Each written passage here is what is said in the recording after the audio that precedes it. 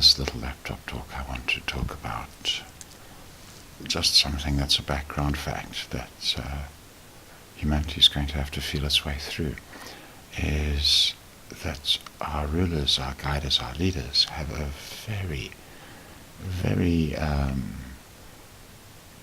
distorted, to put it kindly, view of humanity. They're not so wrong when it comes to their view of themselves, their peers, but as far as the bulk of humanity, as far as the general human beings, the people I know and love and the people you know and love, as far as they go, our elite are just dead wrong. This has been shown up in history a few times. You look at things like, maybe Google the Christmas truce, I think is what it's called, Christmas truce. They're in the First World War, and it's not an isolated incident. It's isolated that it's been reported, because this is the kind of thing that really, really, really does not, make it to the textbooks, and except when it's huge and unavoidable. Is in the middle of this deadly war, people murdering each other, each sides of muddy trenches. In the middle of that, because it was just Christmas Day, the British got out of their trenches, the Germans got out of their trenches, they walked towards each other, they met, they shook hands, they exchanged greetings, they played a friendly game or two of football. That's humans at war, in the middle of war, and the true feeling of it. They don't even want to kill each other. Lindy Beige, I'll maybe put a link to his talk. He's done a lovely little video on the topic of shooting to kill. And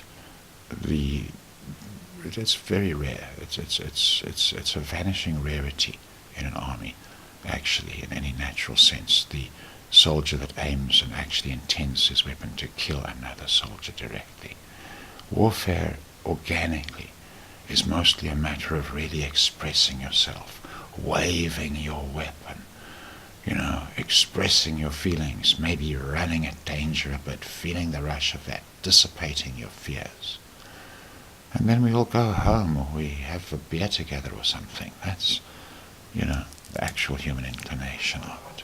Not murder and kill and leave smoking dead bodies everywhere. Talking of smoking.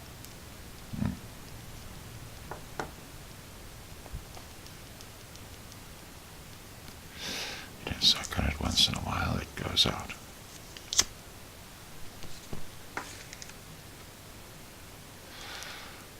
Okay. But, I don't know, somewhat of Freud, somewhat of those various intellectuals who describe it, but there is a dim view of the capacities of humanity. My favorite view, the Taoists, let people be liberated to their own inclinations, that will give you an awesome humanity. No, liberate people to their inclinations, it's going to look like, those movies, The Purge. Just murder, mayhem, every man with a bit of a lust goes and rapes every woman he has the feeling for, and etc. And I don't know about you, but the people I hang out with, liberate them to their inclinations, they're not going to do that. I'm spoiled rotten, I know. The people I live with mostly already are well comfortable with feeling themselves to be liberated to their inclinations. But, trust me, they're sweeties. So where does this dim view come from? I know where it comes from. If you socialize, let's take dogs. Dogs are a good analogy for humanity in the sense of many, many breeding lines split up into many, many, many, many different capabilities and functions. This separate breeding populations, you get different breeds. This we can see with humanity, you can see it with dogs.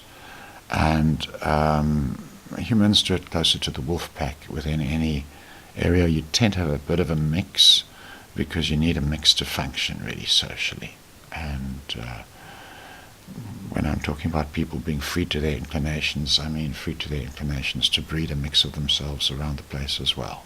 Of mix, the world tends to focus on color. I'm not focusing on color really, just attributes, just the attributes that are there in the various gene lines.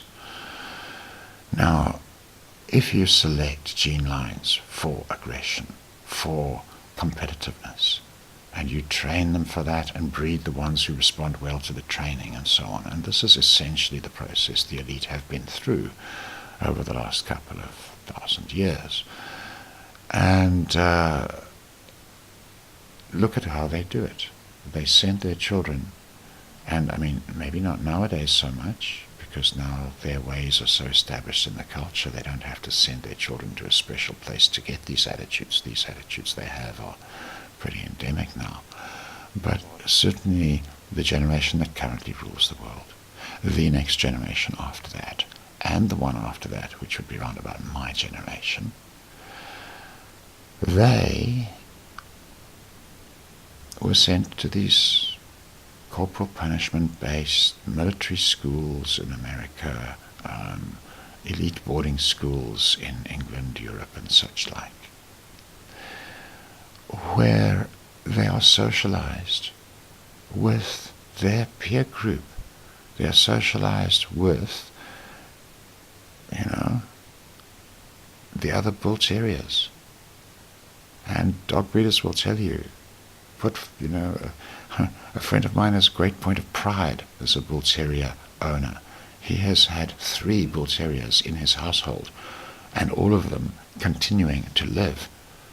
This is rare. These beasts are inclined to tear each other apart. They've been bred for it. They've had it exaggerated in them, just the way as our wars and our selection of nobility from wars and so on has set up our elite and our Arnoldian education systems, these elite boarding schools. Milder though they get year by year, their essence is still there. They are socializing particularly these young men, but the girls have an equivalent system.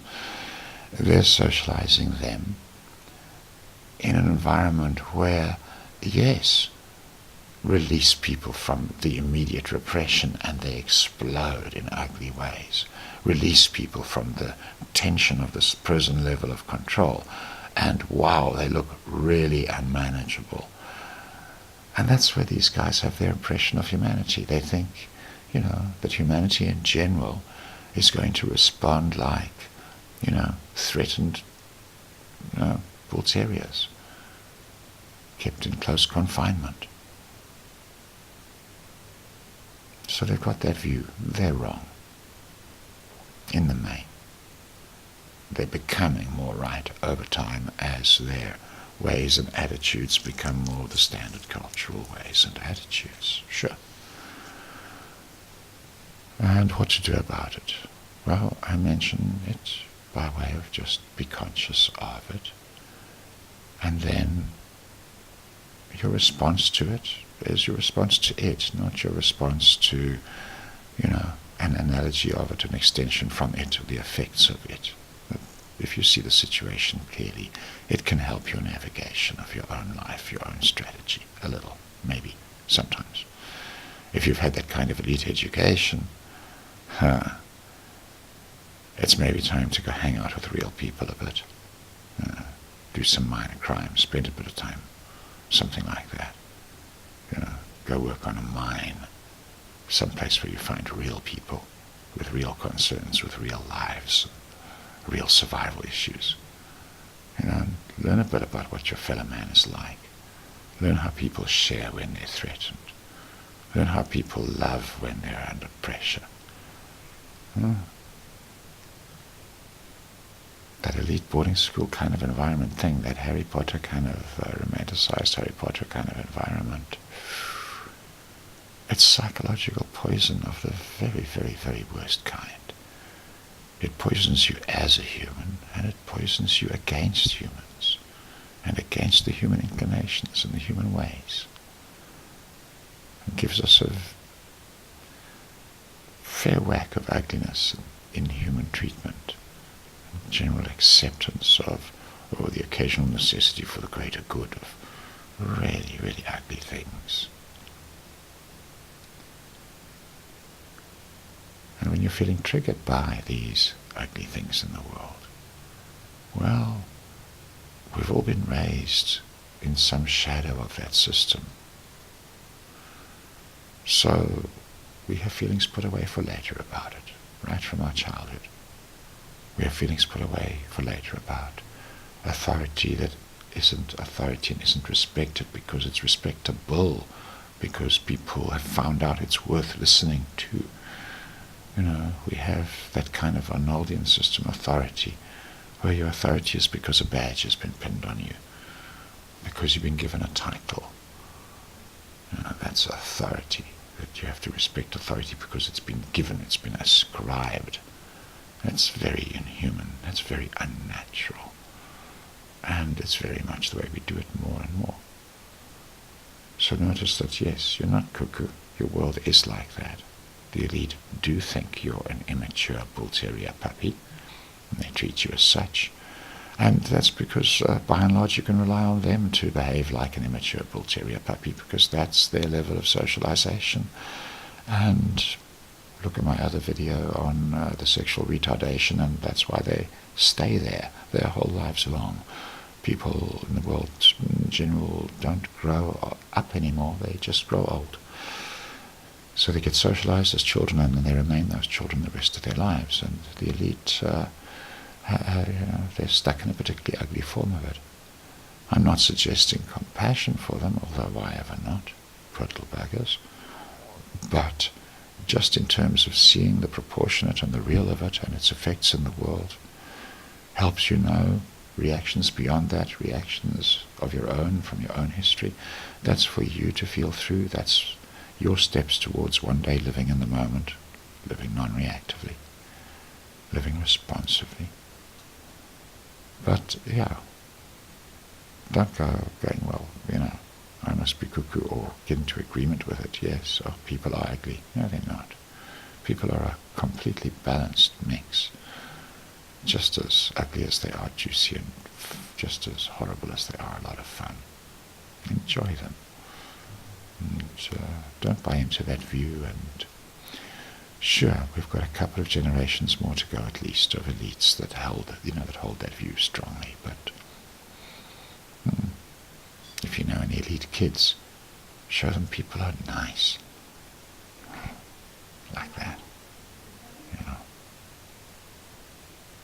Enough for today.